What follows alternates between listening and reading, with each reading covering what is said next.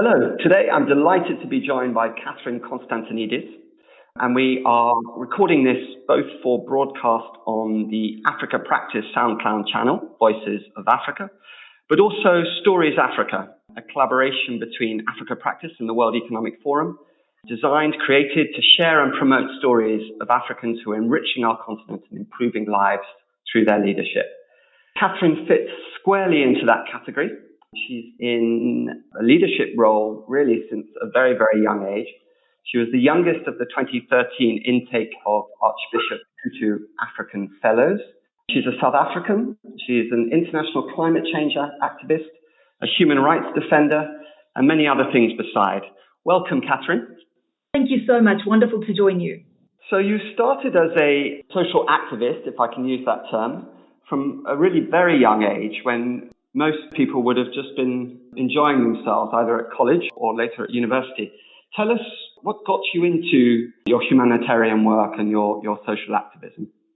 Thank you so much. I think starting from the beginning is always a good point. I look back at my journey now and think to myself, I never would have thought that I would find myself in the place and space in my life that I do now. But when I look back and I think about my very informative years as a child even, I grew up in a very humble home. We had very little, but we were encouraged constantly to dream and to extend ourselves to a life of service. And that ethos of a life of service came from our homes. We would not have enough food to eat in a week, but still go out and feed other people. We would be in the car at 11 o'clock at night in the middle of winter, and we drive through the CBD of Johannesburg to give food to the people sleeping on the street. And I remember those fundamental moments in my life as a child. And growing up at home, we spent so much specifically of summer months in our small garden. But it was a garden where my father really, really instilled in my sister and I that we were not only working in this garden, but we were the guardians of this earth. And this earth, our little garden, was really a small mirror reflection of the earth and the help and assistance that we needed to give the earth. And I think that subconsciously, that kind of lived in my mind. And as a young girl going through school, every afternoon I was pulling other students into doing different things. We drive out to different places. We do different kinds of activities with other students, with communities, community projects, and we'd always find a way to try and do different things. And I think that it was not something that I had to plan or manage to try to get done in my day. It was my day. It was how we fundamentally lived. And I think that social activism from a young age and understanding the reality of the world that we lived in was really very important, especially at a time growing up in a country that has just formed a new democracy, a country where we were very exposed to what was going on as democracy unfolded. From a home perspective, we had a very liberal parenting system where they exposed us to things that we probably didn't understand at the time, but we appreciate them now. And as a young girl, that for me was really important. How do we make sure that we make a difference, that we live a life of service, no matter who we are and where we are? And I think that at a young age, I realized that age was just a number. People always wanted to ask me how old I am, and from a young age, I learned to never share my age, because if I was capable enough, I was old enough, and I was able to do remarkable things and go to different parts of the world to continue doing social activism and social justice work really as a young girl. And that really became a foundation of a remarkable journey I'm privileged to have lived. Well, your parents sound really remarkable. You have siblings, do you, Catherine? I do. I have a sister and a brother. Wow. Are they similar to you? They always had this sort of very clear social conscience? So they definitely have a very social conscience, moral compass. They do very different things. My brother, he did a master's in architecture and is actually a content creator. So he's doing nothing aligned to what he studied. But my sister and I have worked in the environmental and climate space for a number of years, often together. She was the former United Nations Youth Ambassador and worked around the world as an environmental ambassador, specifically talking to the issue of climate change, especially at a time when climate change was not as prominent on the agenda as it is now. Yes, so I wanted to talk to you about that. It's clearly very prominent. I've got young children of my own who are very conscious of global warming and and issues pertaining to the environment. But just a few years ago, it certainly wasn't as prominent as it is now. You mentioned your home garden and the influence of your parents, but there must have been something bigger than that stoked your interest in global climate change and environmental issues. The issue of climate change, certainly as I've said, from a very young age, I was going into different communities, I was doing different community work, and I started to realize that the environment around me was changing. I was doing work in villages and communities where people were now no longer living because their access to water had changed, their ability to grow food on the land where they originally were has changed fundamentally because of a changing climate. And I remember being probably about 18 and sitting in boardrooms with how I got into the boardroom in the first place is still beyond me. But I would sit in the boardroom and I would really ask for people to support us in planting trees, in putting out mass greening programs, especially in undergreen communities across South Africa. And honestly, I know that they would look at me and they must have thought that I fell out of a tree and hit my head, because why on earth would we want to plant 1,000 trees in a community? Why on earth would we focus on something like global warming when this is a Northern Hemisphere issue, it's a Western issue? We have greater social challenges here in South Africa. And it was at that point that I very quickly learned that we had to connect both the environmental and the social issues. And we had to do so in such a powerful manner and so intertwined that nobody could argue that we are responsible for the environmental degradation that we see taking place, and we're responsible to ensure a more sustainable future for generations to come. You work a lot with the youth, Catherine.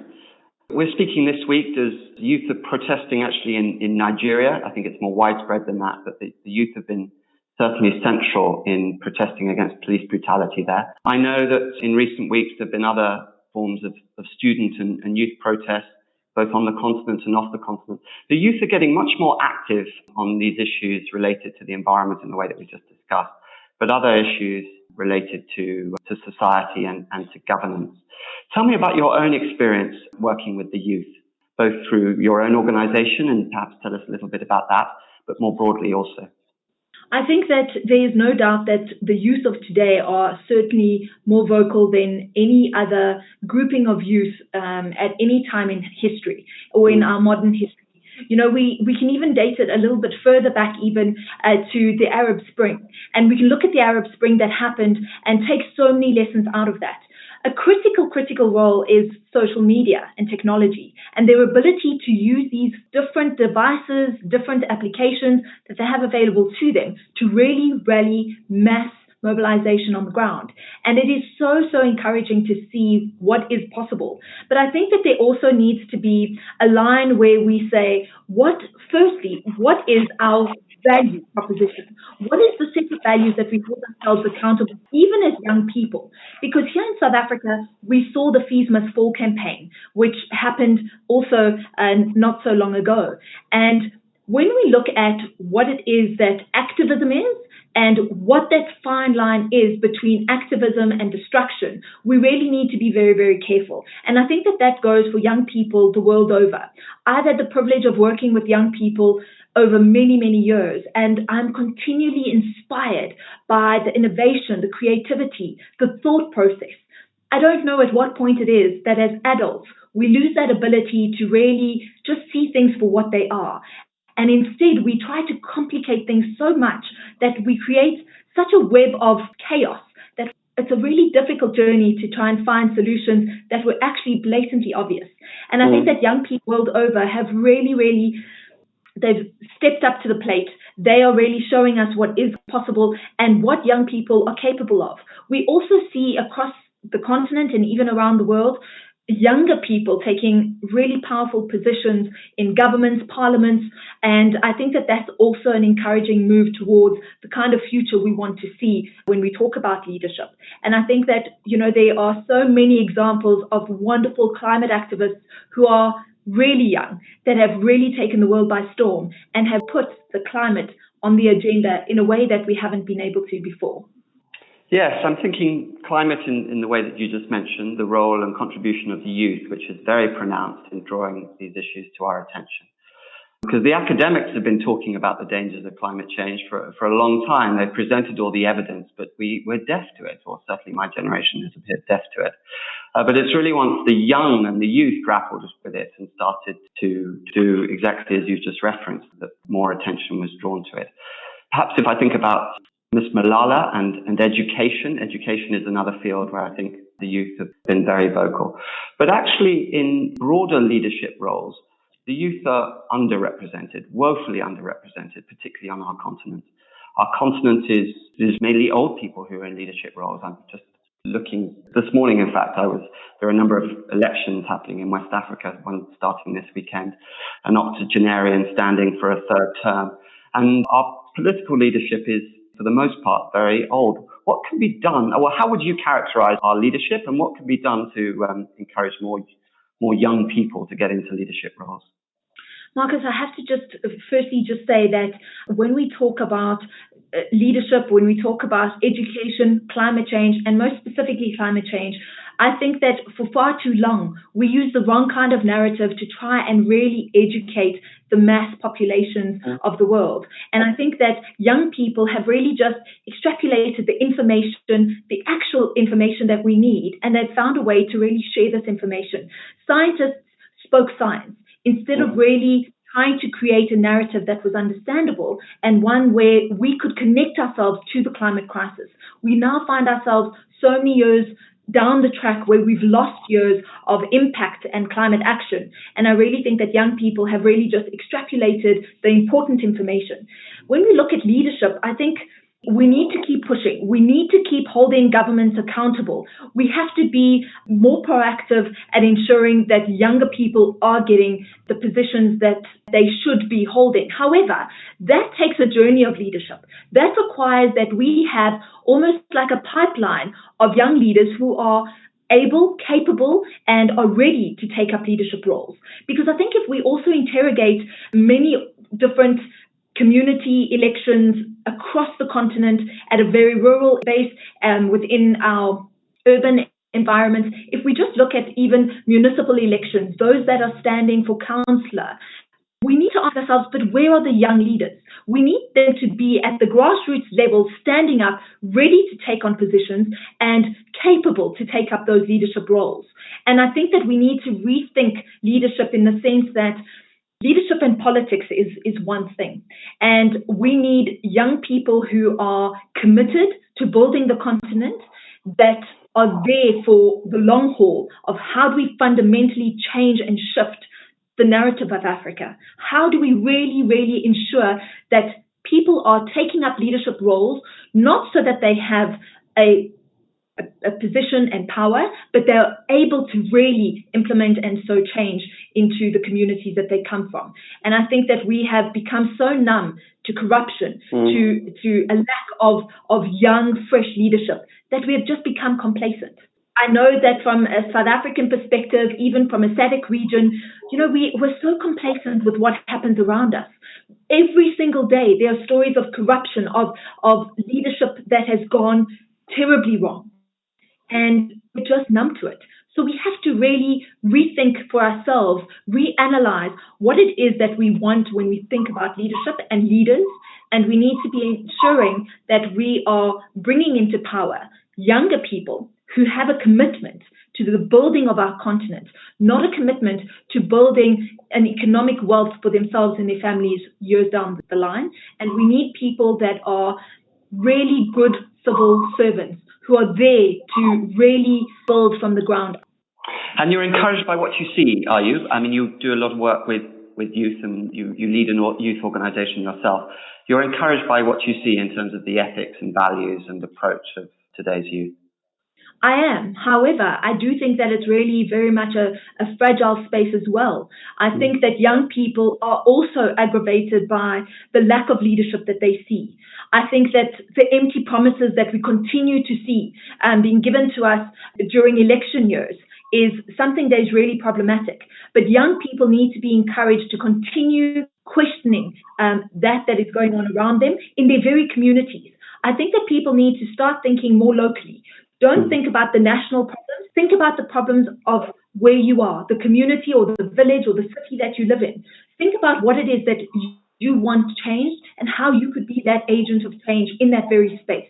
You then start to grow that area of focus, but you can become an example, and you start to see how you're shifting the narrative in the community next to you and the community next to that. It really takes small efforts that are collective in their focus and their vision, and we do have incredible and remarkable young people who are seeing the world very differently and are growing up in a very different Africa to what perhaps their parents even did 50 years ago. And I think that we have to understand that a changing continent as part of a very global community, very much so, we need to ensure that we continue to inspire young people and we continue to give them safe spaces to be able to speak their truth and to find ways owners of their own agency. That's very inspiring. I want to conclude, if I may, Catherine, by asking you about a recent appointment that you've accepted. You're the EarthShot Prize Ambassador.